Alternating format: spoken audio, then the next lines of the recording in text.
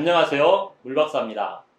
물박사가 유튜브를 본격적으로 시작한 지도 6개월이 다 되는 것 같습니다.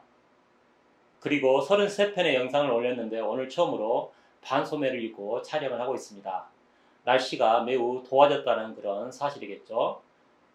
날씨가 더워지면 몸에서는 물을 더 많이 요구합니다. 하지만 물을 잘 마시기 위해서는 물보다 소금을 더 잘 먹어야 합니다. 체내 수분은 나트륨과 비례하기 때문입니다. 지금처럼 음식을 싱겁게 먹는 사람들이 물을 많이 마시게 되면 오히려 그 물은 이뇨제로 작용하여 물을 잃게 하는 물이 됩니다.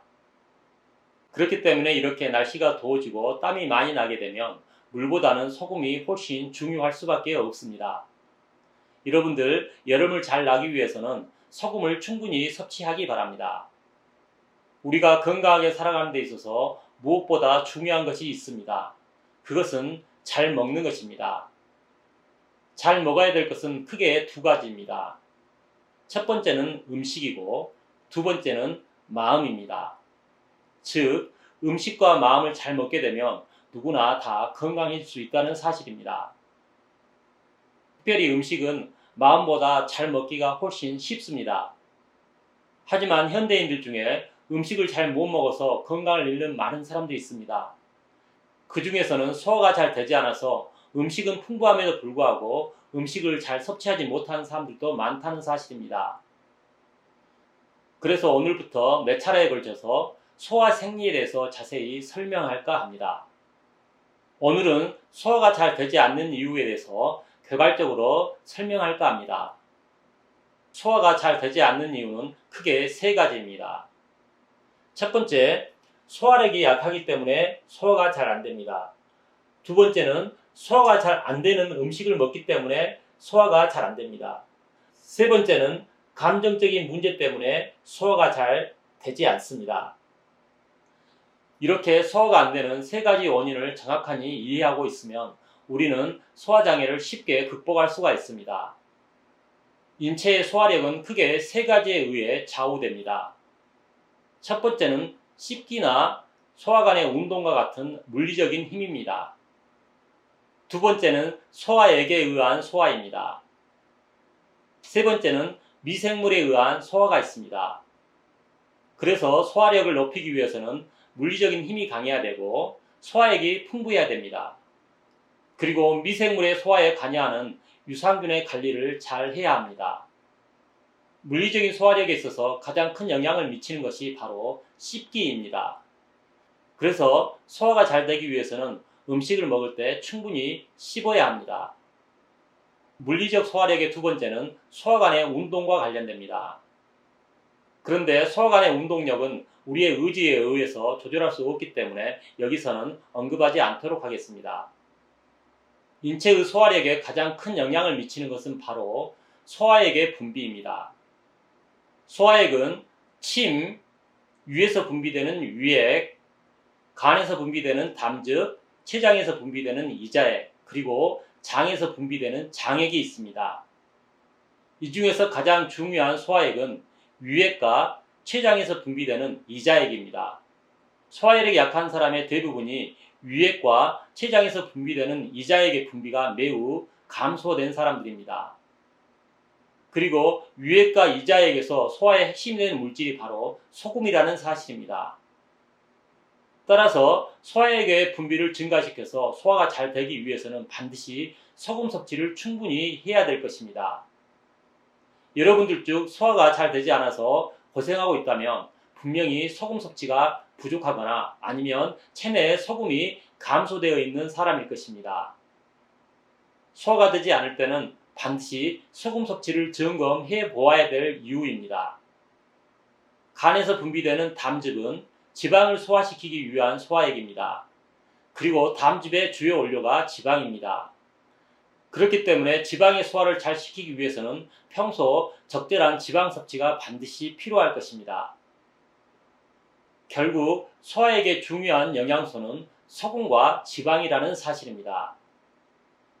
대장에서 생존하고 있는 미생물도 소화에 많은 영향을 줍니다. 그런데 대장의 미생물은 주요 영양소 소화에는 그렇게 중요하지 않습니다. 우리 몸의 중요한 3대 영양소는 구강부터 소장에 걸쳐서 소화 흡수가 이루어지기 때문에 대장에서는 그렇게 큰 의미가 없습니다. 대장의 미생물은 채소와 과일 같은 식물성 먹거리를 소화시키는 곳입니다. 그리고 대장 미생물은 대변을 적절하게 형성하는 데 매우 중요합니다. 즉 대장 미생물은 영양적보다는 대변과 노폐물 배출에 더 중요하다고 생각하는 게 좋겠습니다. 아무튼 소화력에 영향을 미치는 것은 물리적인 힘과 소화액, 대장 미생물이었습니다.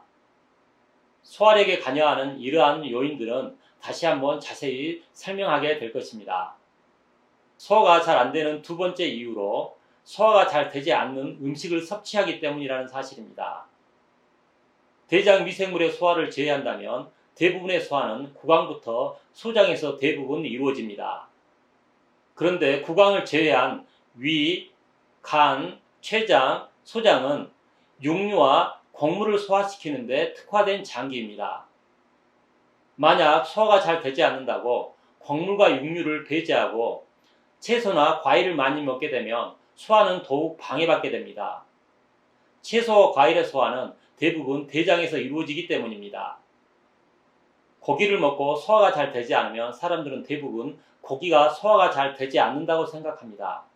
그것은 고기가 소화가 잘 되지 않아서 생긴 문제가 아니고 그 사람의 소화력이 약해서 생긴 문제입니다. 소화력을 높이면 될 문제를 가지고 고기가 소화가 안 된다고 생각하게 되면 고기를 배제하게 됩니다. 이런 사람일수록 채소를 더욱 많이 먹게 되고 상부 소화기에서는 이러한 채소를 소화시키지 못하기 때문에 더욱 소화가 안 되는 악순환에 빠지게 됩니다. 여러분들 명심하기 바랍니다. 상부 소화기에서 소화가 잘 되는 것은 곡물과 육류라는 사실입니다. 상부 소화기에 소화가 잘 안 되는 이유는 곡물과 육류가 소화가 잘 되지 않아서가 아니고 바로 소화력이 약하다는 사실을 여러분들이 기억하기 바랍니다. 소화장애를 앓고 있는 사람들이 고기가 소화가 안 된다고 육류를 배제하게 되면 또 다른 문제에 빠지게 됩니다. 그것은 단백질의 공급이 부족해지면 소화관의 근력도 약해진다는 사실입니다. 소화가 잘 되는 음식은 곡물과 육류이고 소화가 잘 안 되는 음식은 채소와 과일이라는 사실을 여러분들이 반드시 기억하기 바랍니다. 소화가 잘 안 되는 마지막 이유는 바로 감정적인 문제 때문이라는 사실입니다. 특히 부정적인 감정은 곧바로 소화를 방해하게 됩니다. 지나치게 분노하거나 지나치게 슬프면 소화력이 뚝 떨어지게 됩니다. 건강한 물박사도 무언가 신경 쓸 일이 있거나 화가 나면 곧바로 가슴이 답답하면서 소화가 잘 되지 않습니다. 이것은 감정적인 동요 때문에 교감신경이 흥분하게 되면 소화를 방해하기 때문입니다. 소화가 잘 되기 위해서도 우리는 마음을 잘 먹어야 됩니다. 소화장애로 고생하는 여러분들은 지금 어떤 이유 때문에 소화가 잘 안 될까요? 조금 전에 설명드린 이유 중에 어떠한 이유가 있는가 여러분들은 자세히 스스로 점검해 보아야 할 것입니다. 그리고 소화가 되지 않는 원인들을 하나하나 제거하게 되면 여러분들은 음식을 충분히 맛있게 먹을 수 있고 소화도 잘 되게 될 것입니다. 잘 먹고 죽은 귀신은 때깔도 좋다고 합니다. 여러분들은 살아생전에 때깔 좋은 모습으로 살아갈 수 있기를 간절히 바랍니다. 다음 영상부터는 소화생리에 대해서 좀 더 자세히 설명하도록 하겠습니다. 오늘도 물박사의 영상을 시청해 주신 여러분 감사합니다. 이상 물박사였습니다.